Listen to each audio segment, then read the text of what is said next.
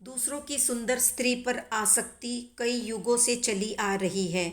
भीतर के सौंदर्य से ज़्यादा आम लोगों को बाहरी सौंदर्य ही आकर्षित करता है, और वो इतना ज़्यादा आकर्षित करता है कि फिर वे सही गलत का भान भी भूल जाते हैं। तो जानते हैं ऐसी ही एक सच्ची कहानी भगवान श्री राम के युग की। आगे बढ़ने से पहले अगर आप चैनल पर नए हैं तो सब्सक्राइब कर दें और वीडियो को लाइक। किष्किंधा नगर में वानर वंशी विद्याधर आदित्य राज्य करता था। उसके दो पुत्र थे, बाली और सुग्रीव।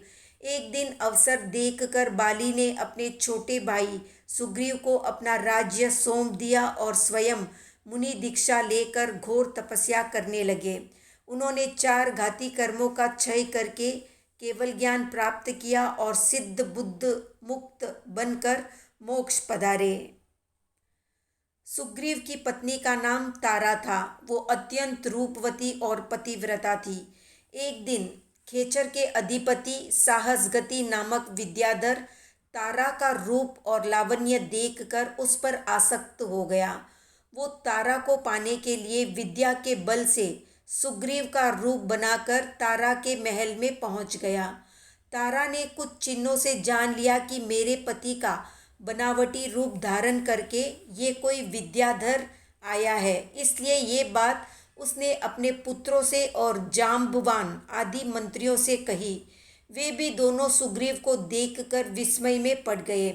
उन्हें भी असली और नकली सुग्रीव का पता नहीं चला, इसलिए उन्होंने दोनों सुग्रीवों को नगर से बाहर निकाल दिया। दोनों में घोर युद्ध हुआ, लेकिन हार जीत किसी की भी नहीं हुई। नकली सुग्रीव को किसी भी सूरत से हटते न देखकर असली सुग्रीव विद्याधरों के राजा महाबली हनुमान जी के पास आया और उन्हें सारा हाल कहा।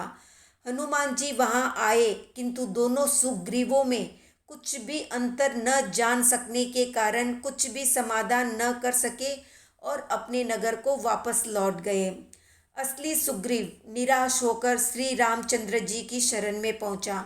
उस समय रामचंद्र जी पाताल लंका के खरदूषण से संबंधित राज्य की सुव्यवस्था कर रहे थे। सुग्रीव उनके पास जब पहुंचा और उसने अपनी दुख कथा उन्हें सुनाई, तो श्री राम ने उन्हें आश्वासन दिया कि मैं तुम्हारी विपत्ति दूर करूंगा। उसे अत्यंत व्याकुल देखकर श्री राम और लक्ष्मण ने उसके साथ प्रस्थान कर दिया। वे दोनों किष्किंधा के बाहर ठहर गए और असली सुग्रीव से पूछने लगे, वो नकली सुग्रीव कहाँ है? तुम उसे ललकारो और भिड़ जाओ उसके साथ।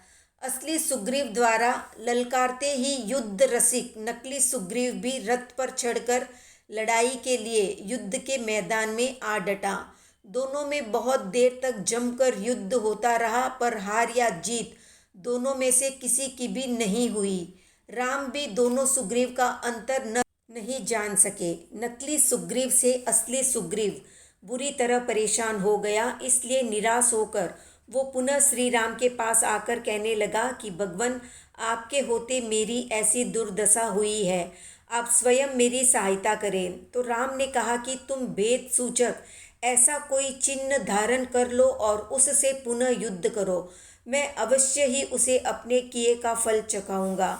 असली सुग्रीव ने वैसा ही किया। जब दोनों का युद्ध हो रहा था तो श्री राम ने कृत्रिम सुग्रीव को पहचान कर बाण से उसका वहीं पर काम तमाम कर दिया। इससे सुग्रीव प्रसन्न होकर श्री राम और लक्ष्मण को स्वागत पूर्वक किष्किंधा ले गया। वहां उनका बहुत ही सादर सत्कार सम्मान किया। सुग्रीव अब अपनी पत्नी तारा के साथ आनंद से रहने लगा। तो इस प्रकार राम और लक्ष्मण की सहायता से सुग्रीव ने तारा को प्राप्त किया और जीवन भर उनका उपकार मानता रहा।